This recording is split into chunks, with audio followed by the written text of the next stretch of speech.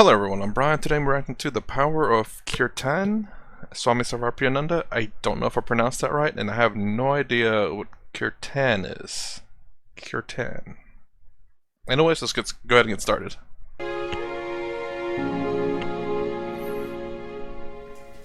You see, Kirtan, what happens is, this voice that we have, we make noises, we speak, we sing. It is actually divine in the sense that it is a vibhuti of God, a power of God. In Bhagavad Gita, we are studying the 10th chapter, which is called Vibhuti Yoga. All glories, excellences, powers are from God, belong to God. So when you give your voice in Kirtan, when you sing the name of the Lord, we actually acknowledge this. We acknowledge the truth. That it's not just some biological function, physiological function that we have. Real quick, so when he says God, does he mean Brahman? As opposed to, say, Vishnu or Shiva or any other of the gods? I want to make sure, because I know he teaches Advaita Vedanta, but I don't know if he's using this in reference to maybe perhaps a different teaching. Perhaps the teaching of Kirtan. So I'd understand it. This ability to speak and sing, we acknowledge the presence of God within us. We offer up our voice to the Lord and acknowledge the truth that it belongs to the Lord, it is the Lord. This is what Kirtan does. A very senior Swami in our order a long time ago, Swami Bhaskareshwarananda, he put it this way. In Advaita Vedanta, what's the ultimate goal? You ask yourself, who am I? And you realize that you are Brahman. Aham Brahmasmi. So you ask the self, what is the self? What exactly am I? I am that absolute reality, existence, consciousness, place. But then, he went on. This is standard Vedanta, Advaita Vedanta. But then he went on. That if you ask the world which you are seeing, usually in Advaita Vedanta we say the world is false as an appearance. So the Swami, he says, then after realizing you're Brahman, if you actually interrogate the world, what are you? The world will tell you, Aham Brahmasmi, I am Brahman. If you ask the Lord, Bhagavan, Ishvara, in all the amazing forms, you ask, what are you? The Lord will tell you, Aham Brahmasmi. There is one indivisible existence, consciousness, bliss, shining forth as all of this. Swami Vivekananda said famously, he who runs away to meditate and die in a Himalayan cave has missed the way. He who plunges headlong into the vanities and the foolishnesses of this worldly life has missed the way. Then what is the way? If you can't run away from it and if you can't plunge into worldly life, then what is the way? Understand the way it? is to divinize life itself, is to see God wherever you are, with whom you are, in every aspect of life. Sometimes I explain Advaita Vedanta using the gold and ornaments example. I'll extend it a little further and we'll understand what Kirtan really does. The gold and ornaments example is pretty easy to understand. We see a necklace, a bracelet, and a ring, and then we are told that these are names and forms. The reality is gold. And then we begin to see that, it is gold, that is gold, this is gold, that's gold. If you throw away the ornaments and look for gold, you'll never find it. If you think that one particular ornament is gold, you'll be trapped, because once that is melted, the necklace is melted and made into a ring, you'll think gold is gone. But you realize the underlying reality. Gold is the reality of all of that. And that is the realization of Brahman, that one existence, consciousness, bliss, in and through all names and forms. However, I'm going to extend it a little further. Once you know what gold is, and you look at the ornaments, you don't have to do that Advaitic trick. Mentally separate the names and forms. This is not a ring, not a necklace, not a bracelet, it's gold. You don't have to do that anymore. Does any of us do that? We know what gold is. And we know what a necklace is, what a ring is, what a bracelet is. I will say that with what is just saying there, I have a feeling people, when they look at things, they don't look at the underlying reality. They look at exactly the name and form of it. Like, when I look at this, I see a pen. People will say this is a pen. They won't say this is plastic and ink. And more plastic and the metal right there, right above right there. They'll say it's a pen, don't see the underlying reality. because we're seeing name and form and function, name, form, and function of the thing. We don't see that it's plastic unless we actually ask, like, okay, what is it made out of? Other than that, we don't know, we don't we don't acknowledge what it's made out of. Maybe that's the reason why we're kind of confused in this world, is because we don't acknowledge what this universe is made out of.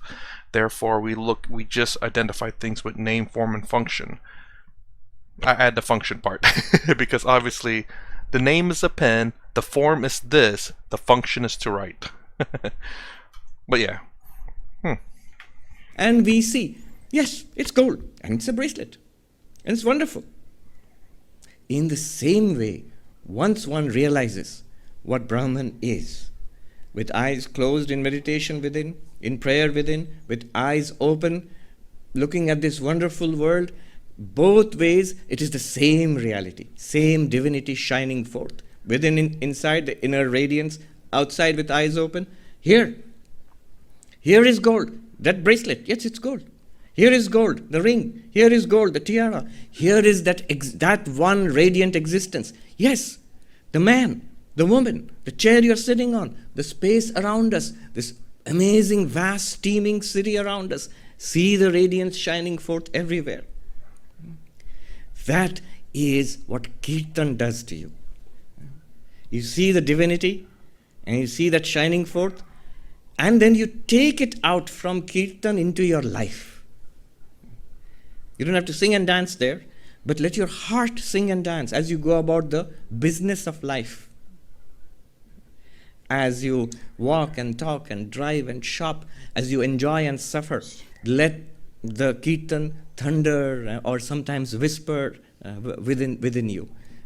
Not as a practice, as a fact. Where is the Kirtan of the Lord going on? Here, samsara. This is the Kirtan. So no, Swami, this is samsara, this is terrible. In ignorance, it's samsara. In knowledge, in enlightenment, this very thing, Sri Ramakrishna says, it becomes Leela, the divine play of the Lord. Not only the Lord in all these forms, but in one special way. The special way is what religions call God.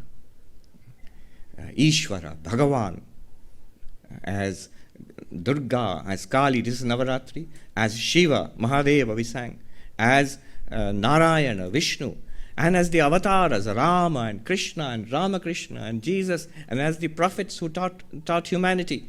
These are the radiant forms who embody the Kirtan. And the Kirtan points to them.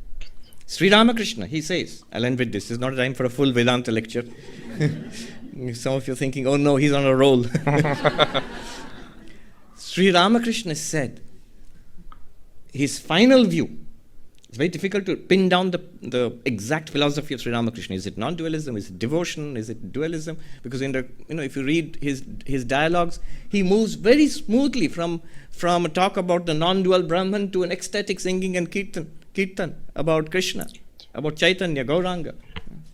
How does he do that? What enables him to move easily between an impersonalistic approach to the yogic meditation, to the ecstatic kirtan and bhakti, and shedding tears for the Divine Mother? So what makes him do that?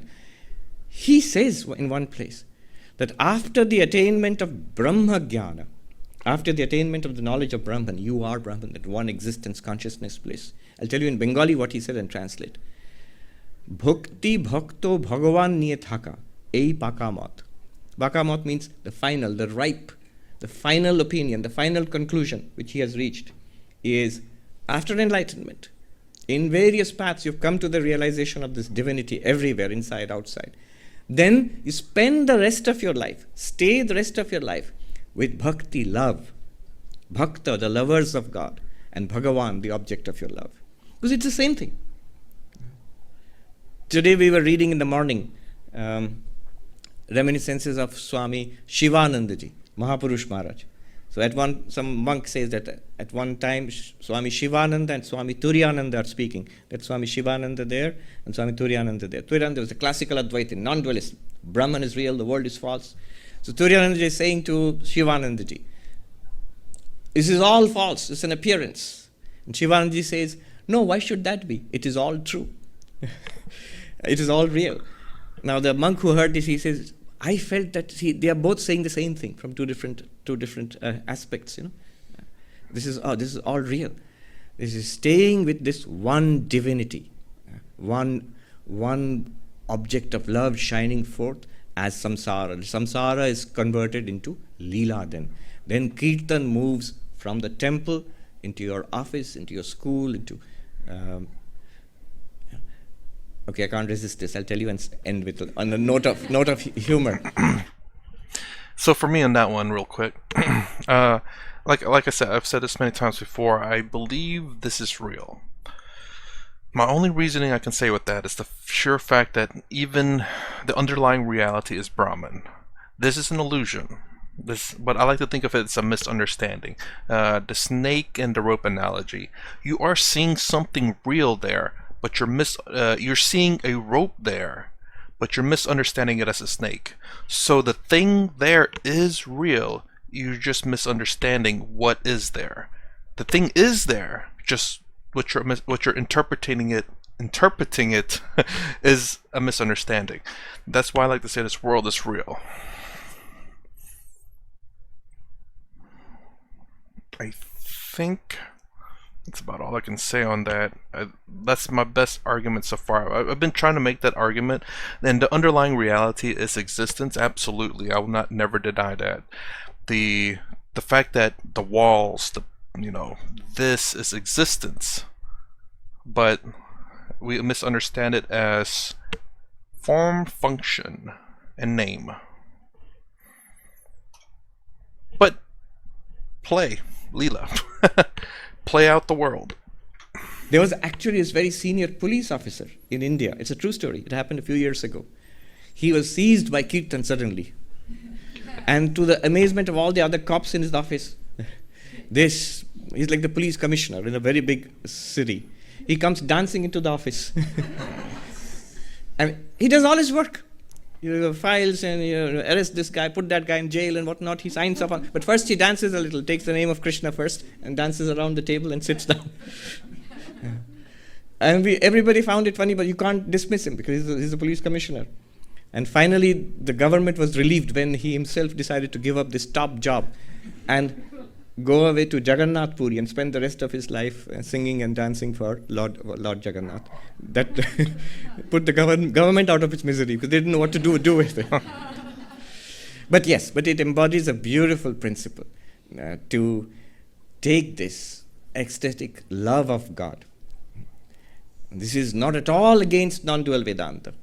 Sri Ramakrishna saw this as the culmination of non-dual Vedanta. Keep it in your heart. Give vent to it in private moments or in public kirtan. Some are shy about singing. Sri Ramakrishna would scold such people. The Master Mahashaya, who wrote the Gospel of Sri Ramakrishna, Conversations of Sri Ramakrishna, so when there would be kirtan and people would be singing and dancing, now he's a schoolmaster, so he's prim and proper. He sat there silently and he liked it, but he wouldn't get up and join. And Sri Ramakrishna scolded him. He said, you have no shame in showing all your... In Bengali they say, how many? 32 teeth. You grin and show your teeth before the schoolboys in class, but you can't sing and dance and take the name of the Lord here? So, what we do is, when we join in the kirtan singing, we acknowledge this voice here. It's not mine. It has been given by the Lord. I give it back to the Lord and hence purify the voice and purify myself.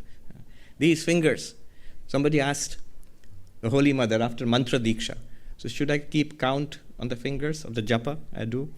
She said, the Lord has given you these fingers. What are they for other than to keep count of the name of the Lord? And she meant it in all seriousness. Everything here belongs to the Lord. None of it, not even our bodies, our lives, it's all there. We have appropriated it. Thieves we are. And to give our voice in singing, to repeat the name of the Lord on the japa on the fingers, to use these eyes for seeing the divine vigraha, the form of the Lord in a temple. These are the true uses of this body and mind. This will fulfill you.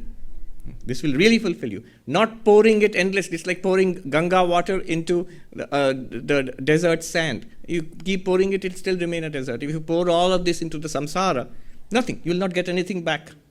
Just suffering, and endless thirst. There's a Bengali poet who sings, "O Lord, they sit near the ocean of nectar and they die of thirst, never looking back. They scrabble in the hard, sandy banks, scrabbling for a drop of water, and they die of thirst, never caring to look back and see behind them the ocean of nectar." And my prayer to you is, my Lord, even if they do not want you, even if they do not ask for you, give them that which will quench their thirst forever, out of your own grace. And so this is how the Lord approaches us in different ways. We are very grateful to Soma, to the singers who have poured their heart before us in divine Kirtan.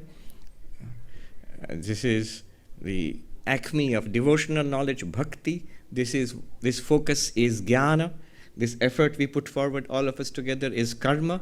And this is, of course, bhakti. Om Shanti Shanti Shanti Harihi Om Tat Sat Shri Ram Krishna Arpanamastu. And thanks, of course, to Professor Bryant in absentia. We heard that he's going to take a sabbatical, so I talked it over with Diane and thought we should grab him one last time before he disappears for quite some time, And so his wonderful talk on sacred sound. Thank you so much. Be safe. Yes.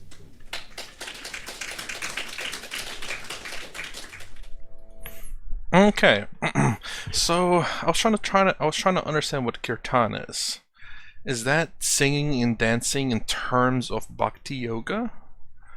Is singing and dancing in terms of devotion and love? Because you're praising the Lord with your voice, or cleansing, well, at least cleansing your voice with the Lord's voice. That's how I'm understanding it. So basically, singing and dancing for the Lord as another form of bhakti yoga, a devotion to the Lord. Is that what kirtan means? Basically, it's just perhaps more of a physical, as opposed to maybe prayers, and instead of just prayers and just sheer devotion, you're doing a form of action. Maybe perhaps this is a mixture of, well, I wouldn't say karma, that can't be karma. Even though karma is action, dancing is not necessarily doing good or bad karma. Dancing by yourself or in front of people is not necessarily good or bad karma. It's more, when you affect other people, I suppose, when your actions have consequences, whether that's a good or bad karma, I believe. So is kirtan just basically, dancing, a physical form of devotion? Let me know. Anyways, that's my reaction to the power of kirtan. I figured this was a little bit interesting because I didn't know anything about it. So I figured I'd just do it anyway, and let me know. If you like my content, please consider subscribing, thumbs up, thumbs down down below. Thanks for watching. I'll see you in the next vid.